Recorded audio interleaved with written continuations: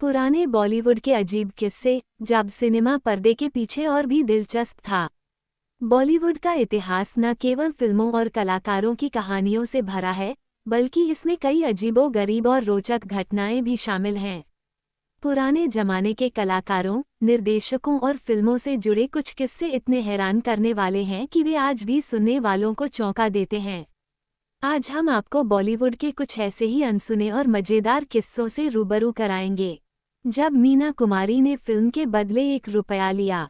मीना कुमारी को tragedy queen कहा जाता है। उनकी जिंदगी खुद एक दुख भरी फिल्म जैसी थी, लेकिन उनके पास दिल भी बहुत बड़ा था।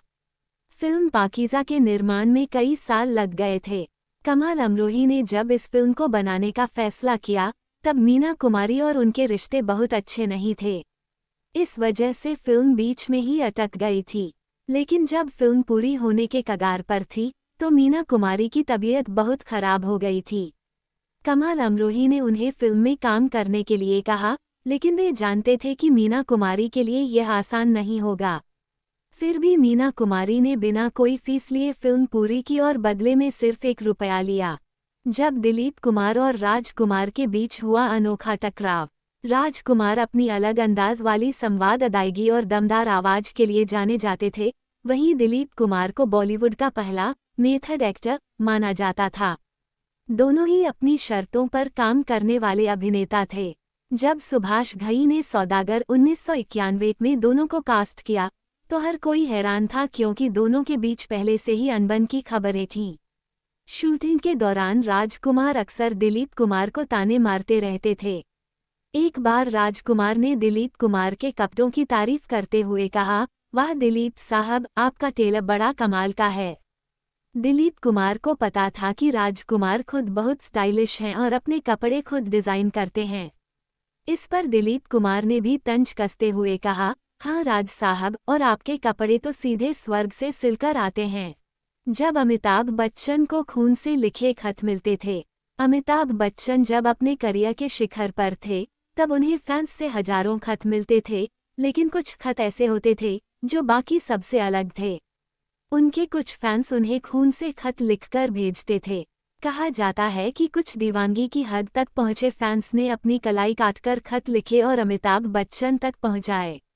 ये सिलसिला कई सालों तक चलता रहा, खासकर उनके एंग्री यंग मैन अवतार के दौरान, जब किशोर कुमार ने आधी दाढ़ी और सिर मुंडवा लिया।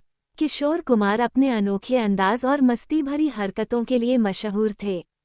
एक बार उन्होंने निर्माता निर्देशक शक्ति सामंत से फिल्म के पैसे मांगे, लेकिन जब उन्हें पैसे नहीं मिले, तो उन्होंने आधी दाढ़ी और आधा सिर मुंडवा लिया और उसी हालत में सेट पर पहुंच गए। जब शक्ति सामंत ने पूछा कि उन्होंने ऐसा क्यों किया, तो किशोर कुमार ने कहा, "जब मुझे आधे पैसे मिले हैं, तो मैं आधा ही काम करूंगा।" जब देव आनंद के कपड़ों पर बैन लगा था। देव आनंद अपने स्टाइल के लिए मशहूर थे। उनकी सफ़ेद शर्ट और काले कोट की अदा को हर कोई पसंद करता था। लेकिन क्या आप जानते हैं कि मुंबई पुलिस ने उन पर एक खास रंग के कपड़े पहनने पर रोक लगा दी थी। दरअसल, देव आनंद जब काले कोट में बाहर निकलते थे, तो लड़कियां उनकी एक झलक पाने के लिए छतों से कूदने को तैयार हो जाती थीं। ऐसी घटनाओं से बचने के लिए पुलिस को उन्हें काले कपड़े पहनने से मना करना पड़ा। जब मधुबाला की शादी में आया बॉलीवुड का हर बड़ा सितारा।